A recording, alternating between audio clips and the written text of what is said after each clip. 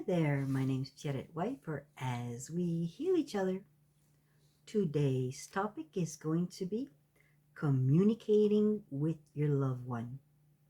I got notes here just to remember everything. So let's see what it says. How they communicate. Well, sometimes it's so easy for them, and it's so easy for us to not even notice it.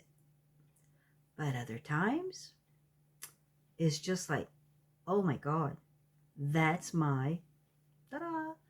So I'm going to tell you a few ways that it happened to me. So the first one is through dreams. And how it came about is, you can have more dreams, like say 5 at night, but you don't remember all the 5 of them, but you will remember the last one. Yep, they're often in that one, the last one, because that's the one, of course. You wake up, it's like, ugh, that was odd. But you forget to write what that was.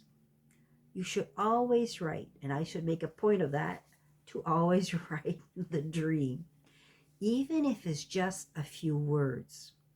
So say that I'm dreaming of a friend, and that friend in the dream is telling me certain things. When I wake up, I should be saying, okay, that was Leon. And in the dream, she was saying, da, da, da, da, da. The action she was taking or telling me to take was a certain thing. So I'll speak on dreams a little bit in another video, but you get the point. We do get the dreams, and if we're able to ask before going to sleep to remember our dreams, sometimes they're nice enough to let us know that was them. Now, deceased spirit can move object. That's one thing that happens here. I have my dad. My dad's been passed since 1984, way back. I was only 23. But me and my dad were what you call yay close. If you saw one, you saw the other one. When I was small, was going to school, and then school was out for the summer, and he was working as a mechanic.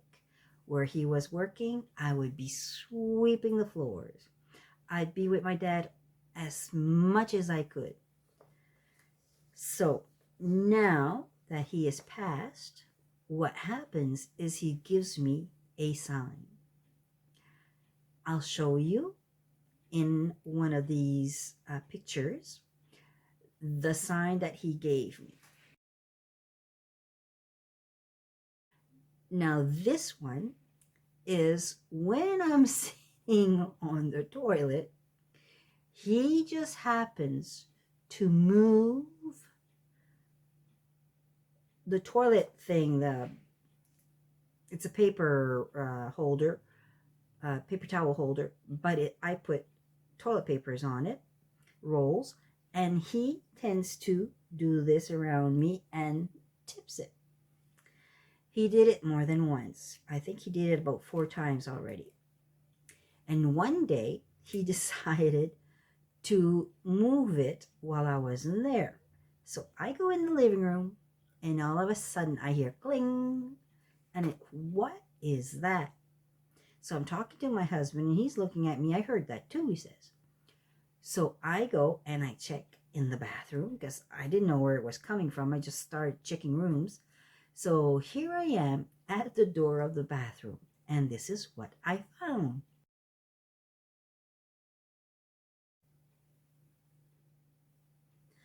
Yep, that was my dad playing his old tricks again. So they move things.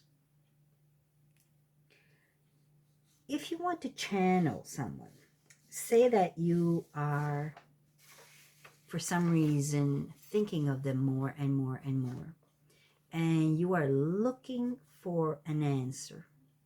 You can channel them. Just sit there and think of them. And think of, say, a happy place.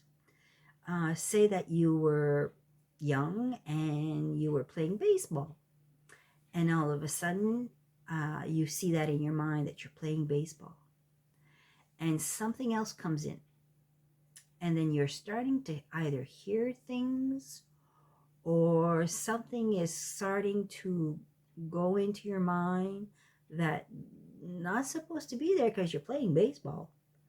That's them channeling. That's them telling you a little bit more of what your answer you asked for, that they're answering you. You can meditate. While you're meditating, same thing. You can be meditating and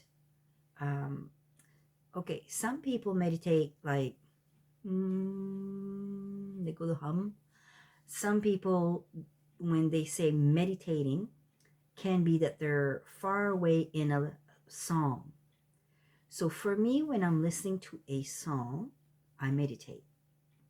It brings me into somewhere else where I'm comfortable. So when I'm doing that, I can hear my dad.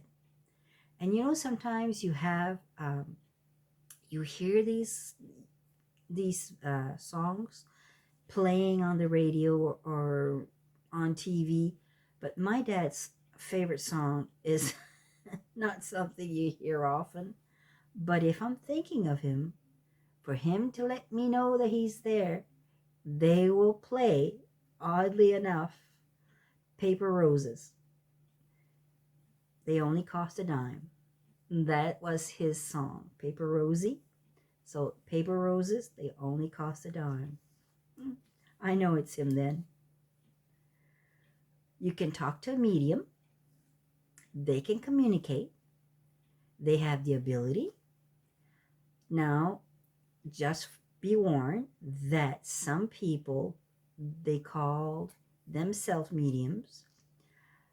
They're there not for good reasons. So they'll start saying things that is generic. And you just have to be wise enough to know if it's not for you, it's not for you. Just say thank you and ask if you could leave. But there are very good mediums.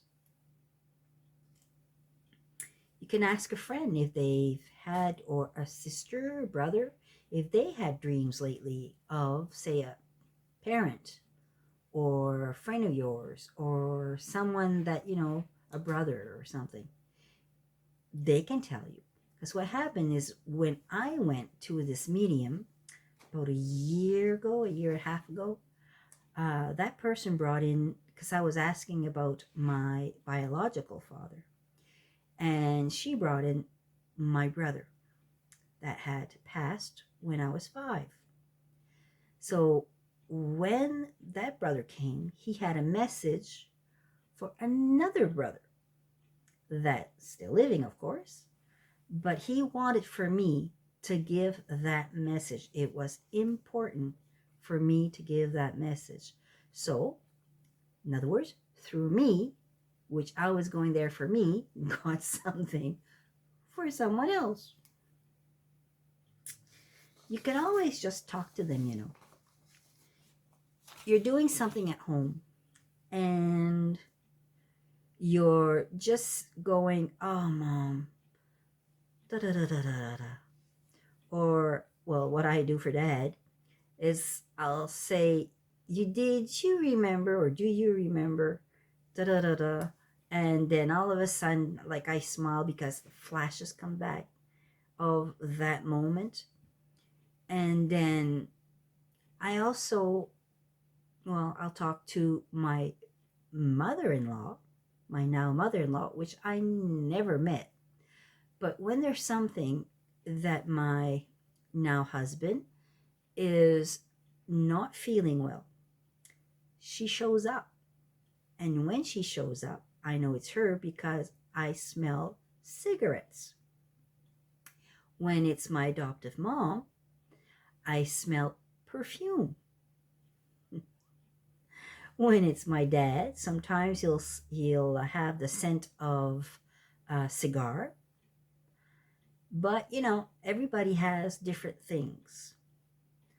I asked one day when I was living at my uncle's house. I had just moved and I wasn't sure if, um, well, maybe it wasn't.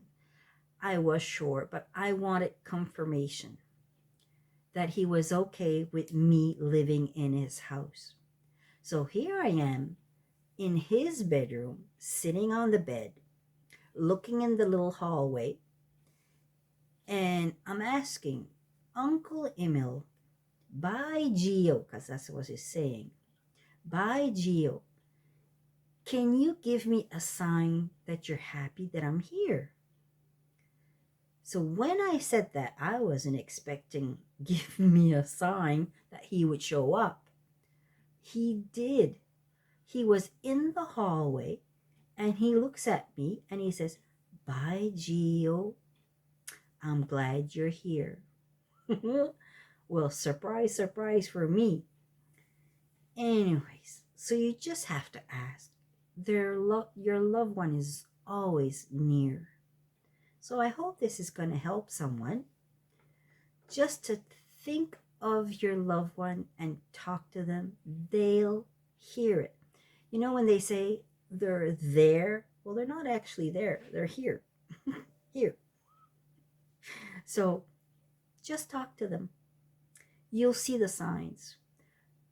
One thing my sister, my adopted sister, she had said that, I'm different, which I am.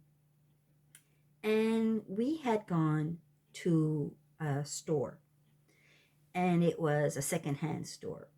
We were looking at clothes, and you're going in the bin and you're just flipping the clothes and you're flipping the clothes, and there's a safety pin on one of the tops. Okay, that's odd. That's not been taken out. Okay. And then I go into another bin and there's a safety pin on the top. What's with the safety pin today? So, anyways, I tell that to my sister. And she says, "Well, that's odd. Come over here." So I go into dressing room with her and she's showing me safety pins on the floor. So to me, that was odd because my adoptive mom was a person that always had a safety pin on her, like on a sweater somewhere. So because we were talking about her at that particular time, she was showing us that she was with us. And would probably trying the clothes because she really liked our taste. So anyways, as you can see, there's signs everywhere. So I hope today this helps someone. So sending you energy, love, and a great big hug to you and you. And yes, that's you. Bye now. Hope you watch next time.